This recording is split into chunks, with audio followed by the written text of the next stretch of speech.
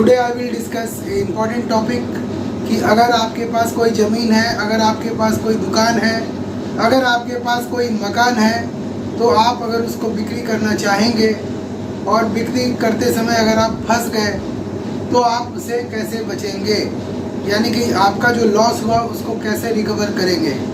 अब आप बोलिएगा कि साहब जो मैं ज़मीन बेचना चाह रहा हूँ, जो मैं दुकान बेचना चाह रहा हूँ, मकान बेचना चाह रहा हूँ, उसमें मुझे कैसे मैं फंस सकता हूँ। तो इसी के बारे में मैं आपको जानकारी दे रहा हूँ, क्योंकि ये मेरे साथ हो चुका है। मैंने अपने एक क्लाइंट के केस में ऐसा देखा है। देखिए, होता क्या है कि अगर आपके पास मान लीजिए ज़मीन है और आप किसी बहुत ज़रूरी काम के लिए, यानी कि अगर आपको कोई और प्रॉपर्टी ख़रीदना हो, लड़की की शादी करनी हो, या कोई नया घर लेना हो, या कहीं और इन्वेस्टमेंट करना हो, या अपने बच्चे का, अपने परिवार का मेडिकल इलाज करना हो, इसीलिए ना आदमी ज़मीन जायदाद बेचता है।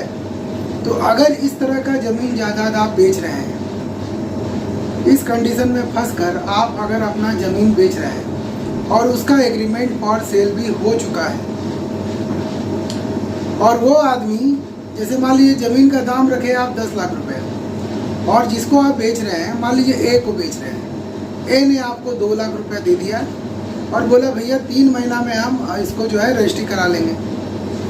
और फिर उसके बाद 3 महीना से 4 महीना होता है, 4 महीना से 5 महीना होता है, 5 महीना से 6 महीना होता है, फिर साल भर हो जाता है। मतलब उसका इंटेंशन ये था कि किसी तरह से आपके ज़मीन को फंसा देना, किसी तरह से आपको एडवांस रुपया देकर आपके ज़मीन को फंसा देना, यही उसका मकसद था। दुष्ट प्रवृत्ति के लोग संसार में बहुत होते हैं। तो कुछ जानबूझ करके आपके परचेज कंसिडरेशन को, जैसे 10 लाख रुपया तय हुआ तो 2 लाख रुपया आपको दिया और बाकी आपको नहीं दिया, जानबूझ करके नहीं दिया। ऐसे लोग दुष्ट प्रवृत्ति के होते हैं। तो ऐसे लोगों के लिए भी कानून में सजा का प्रावधान किया गया है। कहने का मतलब यह है कि उनको 8 लाख रुपया दे के रजिस्ट्री कराना होगा, अगर आप चाह गए तब। ऐसा एक एक्ट, एक कानून बना हुआ है, वो है the specific relief act 1963। Specific relief act 1963 में सेक्शन 10 में ऐसा कानून बनाया गया है, जिसमें ये कहा गया है कि भैया अगर आपने कोई कॉन्ट्रैक्ट करके तोड़ा और अपोजिट पार्टी ने अगर उस पर लीगल एक्शन ले लिया, तो आपको वो कॉन्ट्रैक्ट पूरा करवाया जाएगा न्यायालय के द्वारा।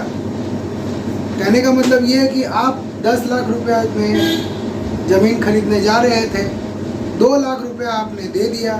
बेचारा सेलर, जिसको पैसे की ज़रूरत है, जिसको कहीं घर बनाना है, कहीं मकान लेना है, कहीं फ्लैट लेना है, इसलिए वो अपनी ज़मीन बेच रहा है आपको, या कहीं और पैसा इन्वेस्ट करके उसको प्रॉफिट कमाना है,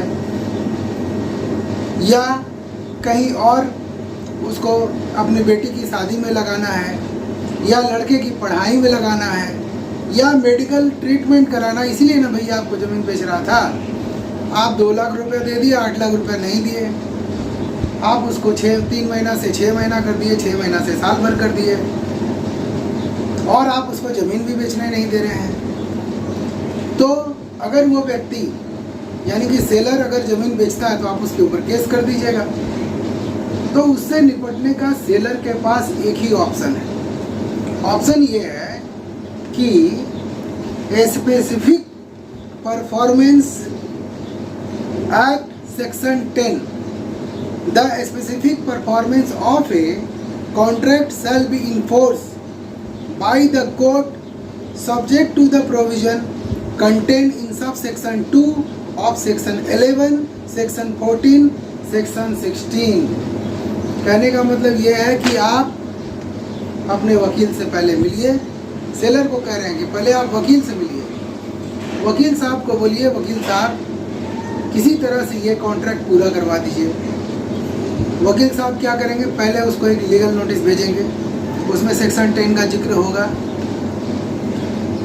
उसमें सेक्शन 10 में आपको पढ़कर सुनाता हूँ। सेक्शन 10 में क्या लिखा है, थोड़ा ध्यान दीजिएगा। अगर आप स्टूडेंट हैं तो इसको आप नोट डाउन भी कर सकते हैं। मैं आपको सेक्शन 10 पढ़ के सुनाता हूँ। देखिए, यही वो बुक है, ये आपको मार्केट में मिल जाएगी। ये बुक आपको देख लीजिए इसको। इसमें क्या लिखा गया है, the specific performance of contract shall be enforced by the court subject to the provision contain in sub section 2 of section 11, section 14 and section 16। यानी कि आप उसको इन्फोर्स करा सकते हैं, उसको 8 लाख रुपए देने के लिए बाध्य कर सकते हैं और उसको रजिस्ट्री करवाने के लिए भी बाध्य कर सकते हैं।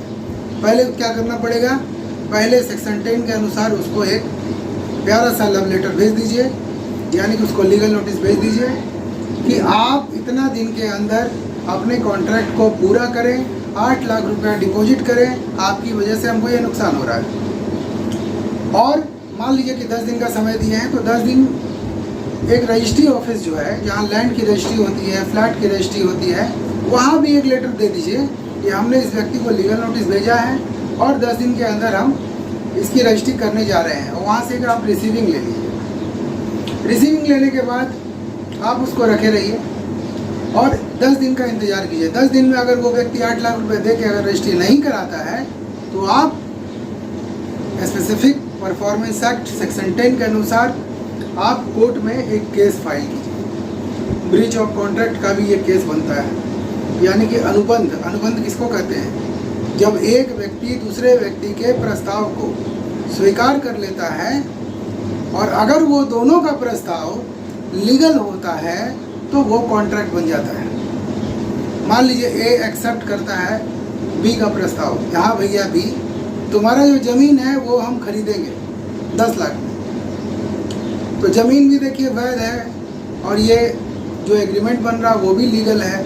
तो अगर एक व्यक्ति एक्सेप्ट करता है, दूसरा व्यक्ति अगर उसको ऑर्डर, ये क्या बोलते हैं उसको, ऑर्डर देता है, दूसरा व्यक्ति एक्सेप्ट करता है, तो वो एक कॉन्ट्रैक्ट बन जाता है। और कॉन्ट्रैक्ट को अगर आप तोड़ते हैं तो ब्रीच ऑफ कॉन्ट्रैक्ट का केस आप पर हो सकता है। यानी कि स्पेसिफिक परफॉर्मेंस एक्ट में ये कहा गया है सेक्शन 10 में कि आपको कॉन्ट्रैक्ट को मानना पड़ेगा।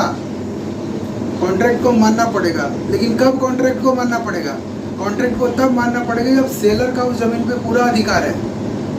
जब सेलर के पावर में वो पूरा ज़मीन है, सेलर ही उसका मालिक है, उसके अलावा कोई मालिक नहीं है, तब जा कर के आपको सेक्शन 10 यहाँ पे इन्फोर्स हो जाएगा। और कोर्ट ये ऑर्डर करेगी कि आप जो है, आपको जो कॉन्ट्रैक्ट दिया गया था, आप लोगों के बीच में जो कॉन्ट्रैक्ट हुआ था, आपने 2 लाख रुपया पेमेंट किया था, 8 लाख रुपया आपने पेमेंट नहीं किया है, तो आप भैया पहले 8 लाख रुपया पेमेंट कीजिए और अपना ज़मीन लीजिए। आपको इन्फोर्स करके ज़मीन खरीदवा देगी।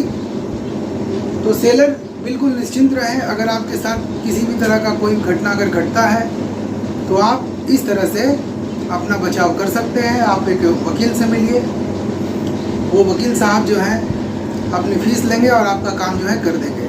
अगर आप इस संबंध में हमसे कोई कानूनी जानकारी लेना चाहते हैं तो मेरे व्हाट्सएप नंबर पे संपर्क कीजिए, कॉल बुक कराइए। उसके बाद आप हमसे टाइम ले लीजिए, उसमें मैं आपको सब बता दूंगा कि कैसे कैसे आपको क्या क्या करना है। आपको एक मामूली फ़ीस में सारा काम आपका हो जाएगा।